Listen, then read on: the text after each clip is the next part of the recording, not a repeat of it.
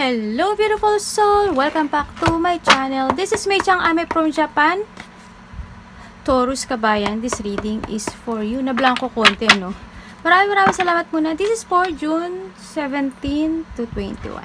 Maraming salamat muna sa aking subscriber, new subscriber, cross-watcher, at sa mga bagong pasok dyan. Welcome na welcome kayo sa bahay ni Ate Aimee. Maraming salamat din sa nakakataba ng puso ninyong mga comments. Dahil halos lahat kayo is resonates. Keep comment lang mga kabayan ng yung energies na iwan dyan. Pati pangalan nyo, binabasa ko. Makuha ko lang yung energy nyo. Makaresonate lang kayo sa ating reading.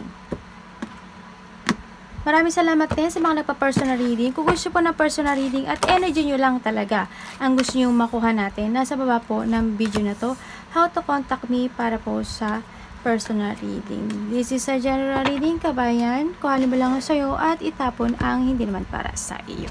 Maaring ito is a vice versa. Maaring energy mo, energy ng person mo, o energy ng malapit sa puso mo. Maaring nangyayari o mangyayari pa lang. Use your own intuition. Lawakan po natin ang ating isipan. Tandaan nyo, hindi nyo to personal reading. Okay?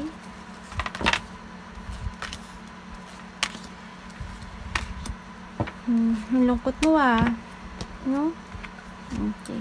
Tingnan natin ang advice. Ano pong advice kay Taurus?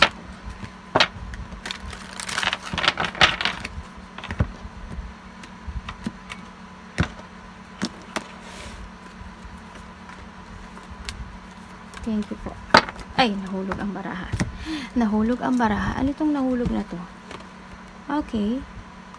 Ngayon, medyo may pagkalito, no? Akong nakikita sa inyo. Nalilito ata kayo ngayon. Hello, Ena. Sa nakikita ko sa'yo dito, andun nga, sabi ko sa'yo, yung iba dito medyo may lungkot, no? Sa nakita ko dito. Siyempre, nakikita ko dito, kailangan mo sigurong, mag-focus sa sacral chakra mo. Sa nakikita ko dito, no? Kailangan mong be creative, no? And have play, no? Sa nakita ko siguro nagiging lonely kayo. Masyado yung dinidibdib yung mga situation. Well, it's okay lang. You need to balance din kasi, you need to master your heart. You need to master yung feelings mo, yung nararamdaman mo, no? Yan. Kailangan dito kasi sa'yo ng forgiveness. No? Siyempre, mas unahin mong magkaroon ng forgiveness sa sarili mo. You need to forgive. Number 1, sa sarili mo. Yung mga mali mo. Yan, itama mo. Kung meron man, no? Yung sarili mo, ma-forgive mo kung ano yung mga hindi naging magandang pag-uugali mo.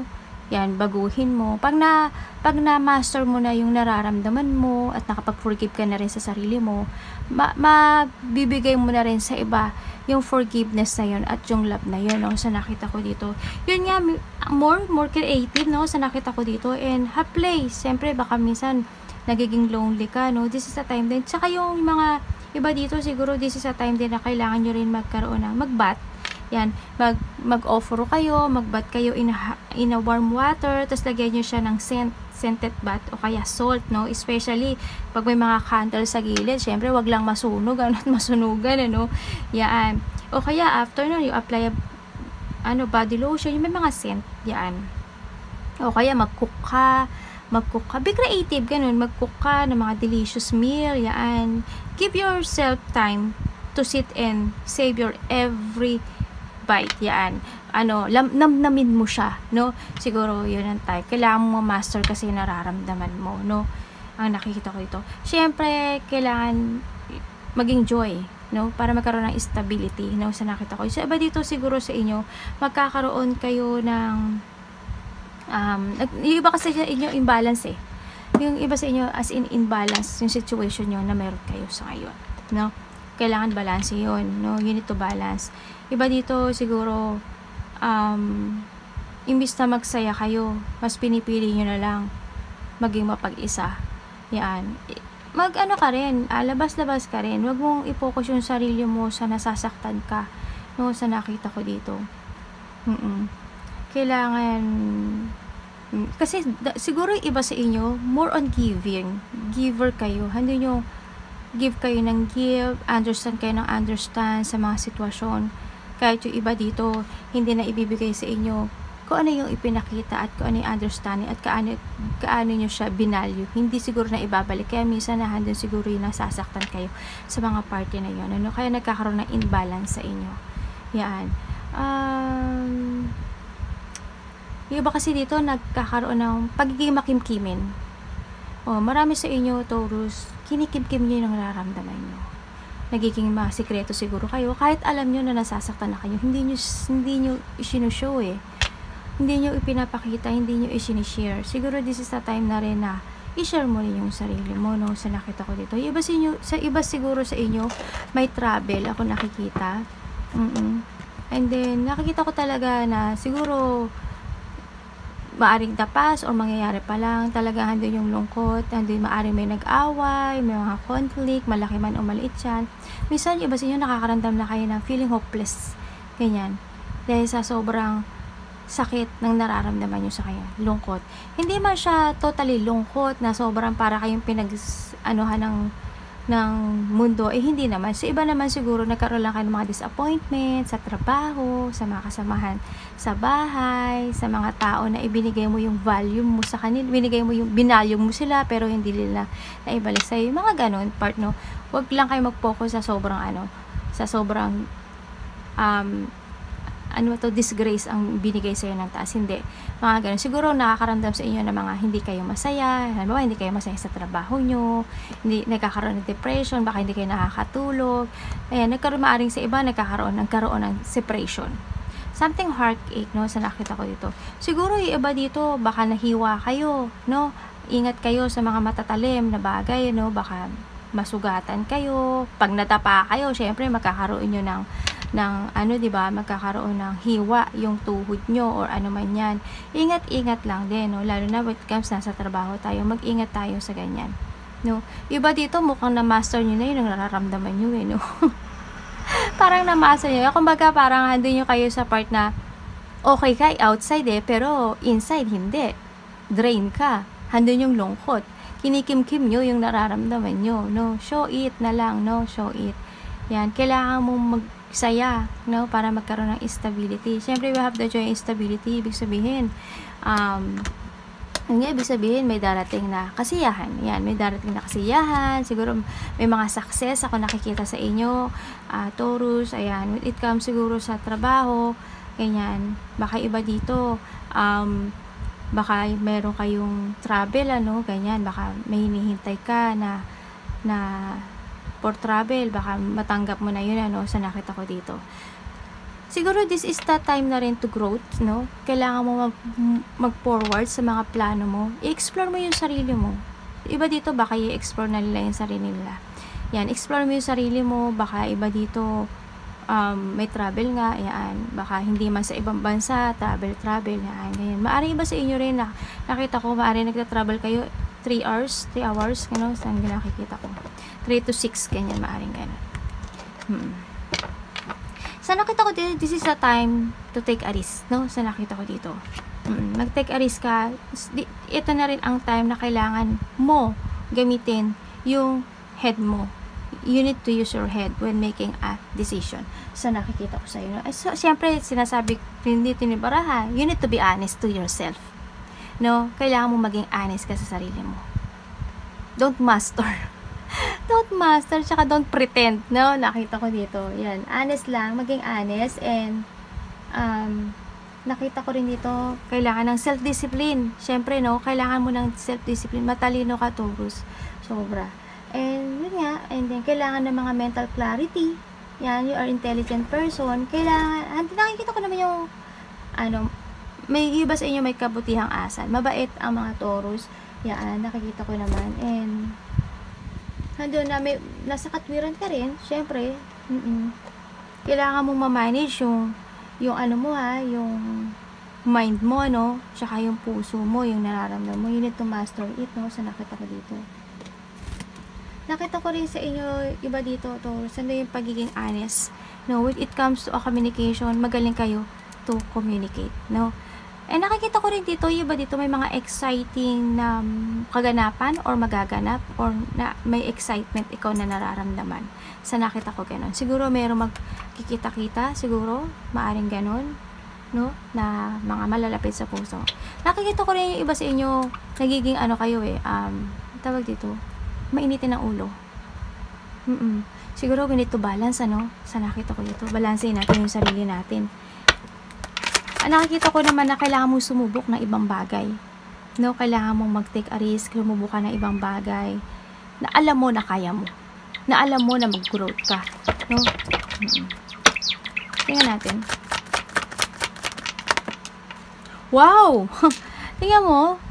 The Wheel of Fortune. Yes, this is the time para magkaroon ka ng joy na stability. No? This is the time na sumubok ka ng bagong direction sa buhay mo. No? Kasi magkakaroon ng mga good karma. Yes, this is a good fortune, di ba? Yan, mga good luck. There's a good luck ako. Yung iba siguro dito, tumaya kayo siguro sa sa mga loto, tumaya kayo sa sugal. Siguro gano'n nakita. Kaya medyo parang excitement ang nakikita ko sa inyo, no? Yan. Yung iba dito siguro may mga gagawin na kayo sa buhay nyo o may bala kayo to the future. Yan. And siguro na hindi pagiging exciting, no, for the future. Yung iba dito, you're entering to a new world. Halimbawa, yung iba dito, pagbabagong buhay, kumbaga. Halimbawa, pagbabago ng trabaho, pagbabago ng mag-entering sa ibang landas. Halimbawa, ikaw, nasa Japan ka. Mag-change ako ng, ano tawag dito? Tirahan. Ganyan. Halimbawa, Japan din, syempre. O kaya, ibang bansa, iba ganon. Halimbawa, ako, nasa Japan ako. Lilipat ako sa Tokyo. O kaya lilipat ako sa province, ganyan. May mga ganon. May mga tao ako nakikita na ganon. Mag-uumpisa ng bagong buhay. Maaring lilipat ng trabaho, lilipat ng place, yan, magka-moving home, maaring ganon. Baka lilipat ng kung ano man yun, or business, something ganon. Ang nakikita ko, no? Nandun na yung nakikita ko na may iba dito, talagang, handun yung pagiging malaya, no? Oo. Handun yung maaring iba dito, lalaya na sa sakit na nararamdaman nila. Kailangan mo lang talaga na balansin yung sarili mo. No? King of Swords. Dalawa talaga, ate, pinahirapan. Nakikita ko rin yung pagiging hardworking mo. No? Oo, hindi yung pagiging hardworking mo sa buhay mo. May mga mini-master. Siguro iba sa inyo, may mga dinidevelop kayo na skills or something. Baka may pinapractice kayo. Baka meron kayong talent na basta may mga dinidevelop kayo.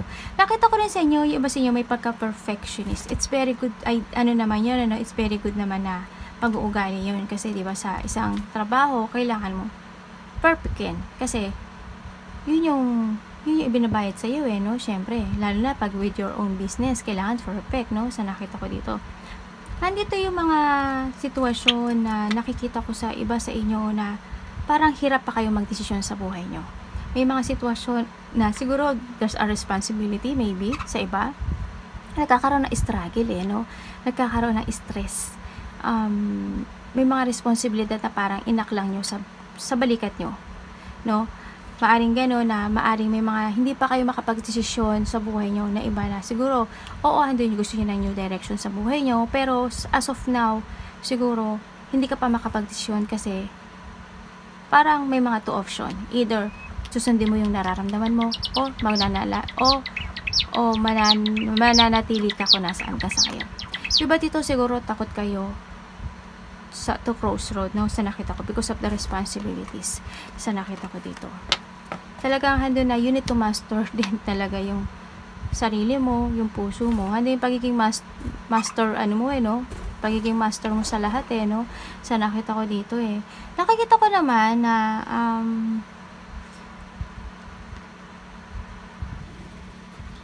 sa tingin ko dito within sa ngayon kasi nakikita ko medyo malungkot, no? Malungkot sa mga choices, no? Kasi hindi makapag-decision, siguro by October or siguro by 10 months, maaring ganun, medyo magiging maluwag ang mararamdaman mo sa buhay mo, no? Makakaramdam ka ng kaluwagan, no?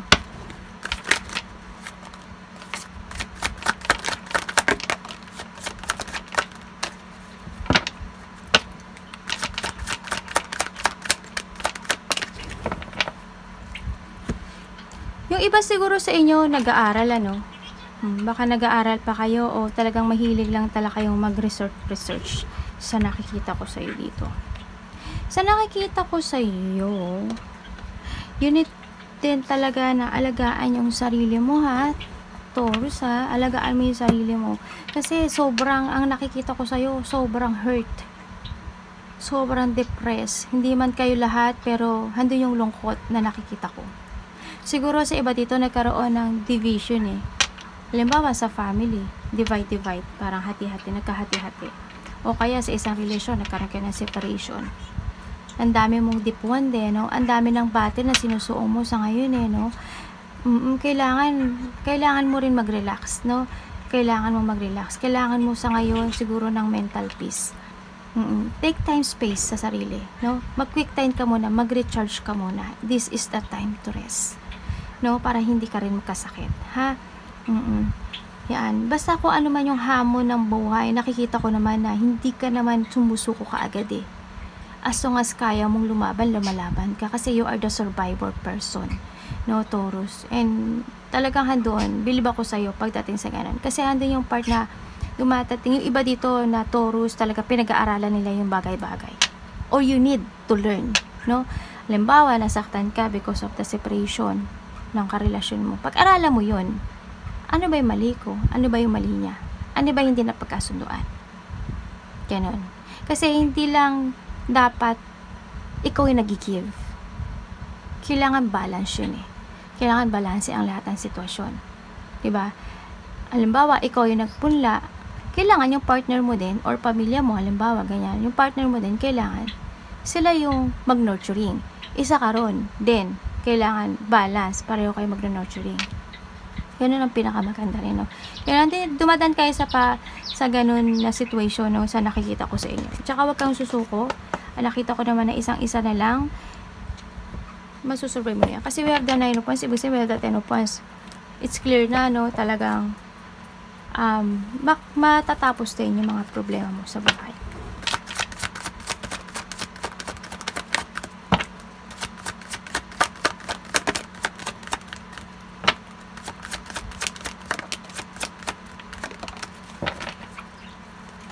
Nandito ka talaga sa parte ng buhay mo na minsan naghihintay ka na kailan kaya darating yung mga hinihiling ko sa taas?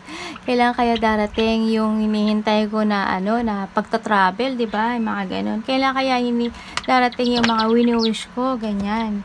And nandun naman nakikita ko naman na you chase your dreams. So, nakikita ko to. May mga sitwasyon na talagang unstoppable na gusto mong gawin sa buhay mo, no? Nakikita ko sa'yo. Naghihintay ka lang talaga ng panahon, ng time, kung kailan mo to gagawin, no? Hindi yung paghihintay eh. Oo, nakita ko doon na hindi ka na mapipigilan at may gusto ka nang gawin na sundin yung mga pangarap mo sa buhay, no? Sa nakita ko dito. Siguro yung iba dito nagkakaroon pa kayo ng mga may mga ina-analyze kayo, may mga progress ako nakikita sa inyo, yung mga proseso, may mga strategizing pa siguro na nakikita ko dito, no? Hindi yung pagiging hard work mo, yung iba siguro dito nakikita ko dito na medyo iwas-iwas, maybe this is a part of the family, maaring ikaw rin iwas-iwas sa pag-inom ng alak, no? Kung ano yung mga iniinom nyo, no? It's time to shift din, saka yung mga food, ang nakita ko dito, siguro yung iba dito may kinahihiligan kayong food sa nakita ko dito. Kailangan mabalanse ang lahat ng bagay, ha? Medyo magulo ang utak natin minsan, yan, may kakaroon ng mga away-away. Yan, iba sa inyo, yun na-admire siguro kayo sa pagkain or nag-change kayo ng food sa buhay. I will have that denial. Okay, acknowledge my fear. You need to face your fear, siyempre, diba? Don't be denial. Yan, kasi nagiging master ka na sa lahat ng bagay. Well, I replace it with the insight of awareness. Yan, kailangan, don't be denial, we need to face our fear, siyempre, sa lahat ng kung ano may magiging choices, o ano magiging kalabasan. We need to accept yung mga sitwasyon. And syempre, we need na makita natin yung pagiging aware, no? We need to aware sa lahat ng bagay. In decision, you need to use your intuition. Syempre, makinig ka sa intuition mo. Listen to your inner voice, no? Kasi yung magiging aspect ng buhay mo, no? Pag nakinig ka sa intuition mo. And you need to decide kung ano ba talaga yung gusto mo sa buhay. no? To grow, syempre, to grow, tsaka magkaroon ng stable life, magkaroon ng mga happiness, nakita ko dito, no? And we have the perseverance, no? Nakikita ko rin naman dito na talagang handoon yung when it comes to pagtsatsaga sa lahat ng bagay, nagtsatsaga ka. No, yan. Indecision sa may mga bagay na hindi ka pa makapag-decide sa ngayon. No, hindi yung mayroon ka pa mga tinitiis sa ngayon no. May mga tinatsaga ka pa sa buhay mo. Halimbawa, kung may trabaho ka ngayon, dun ka muna, no? Hindi, naghihintay ka lang din ng tamang panahon kung kailan ka makakamove. No, maaring ganun. O kaya sa isang relationship, ganun din. No, may mga sitwasyon na indecision ka, may mga sitwasyon talaga na pinagtsatsagaan mo. No? Alam mo sa sarili mo at alamin mo sa sarili mo na kaya mo. No? Kailangan mo iset yung mind mo sa lahat ng sitwasyon. No? Yun na nakikita ko sa'yo. Arigatou namaste, God bless.